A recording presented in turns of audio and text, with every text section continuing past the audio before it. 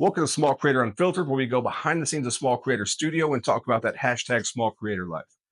Have you guys ever seen that TV show Alone, where supposedly they're alone in the woods, but there seems to be camera angles coming from the trees and the rocks, and it's almost like they have a TV production crew behind them? Well, that's because they have a TV production crew behind them. They got about 3 or 4 camera guys waiting, behind the rocks. So I just finished the first episode of the build that we were doing for the Small Creator Studio, the gym build. And first of all, let me just say it took 4 times longer than I thought it was going to take.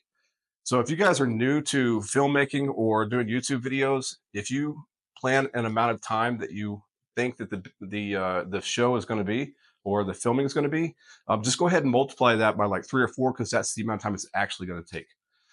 And one of the things I noticed on day one was there was a lot of time lapse shots where I was just basically putting up a tripod and hitting record and doing what I had to do on the build.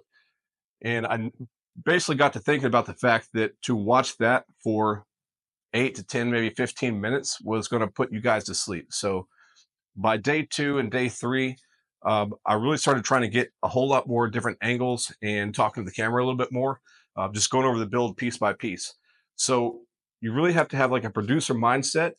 And that's why it takes so long, is because you have to get about 3 or 4 different angles for everything you're doing. You literally have to stop whenever you're recording something, stop and move the camera, and then record the exact same thing again, and then stop and move the camera, maybe from a high angle or low angle, and record the same thing again.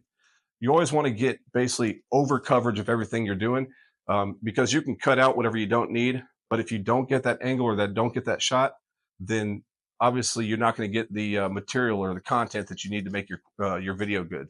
So going forward, whenever you guys are making your content, I encourage you to get that producer mindset and take about 3 or 4 different shots and even do it 3 or 4 different ways so that whenever you piece it together in the editing room, that you have lots of different options to go to. In fact, you may find that the first or second shot that you did that you thought was good, there might be someone walking in the background or the audio cut out or something like that. So to do it 3 or 4 times, not only do you get like a safety net or security, but you also get that diversity that you can change camera angles, or if you mess something up, you can patch over it. So going forward, I know this is a short one, but going forward, as you're starting to make your YouTube videos and hitting that, that 50 mark, building that library and doing, making 100 videos and all that, start to think about being a producer and getting about 3 or 4 angles. Now, before you guys say anything in the comments, I know you're going to say something about, hey, you're just doing one camera angle right now.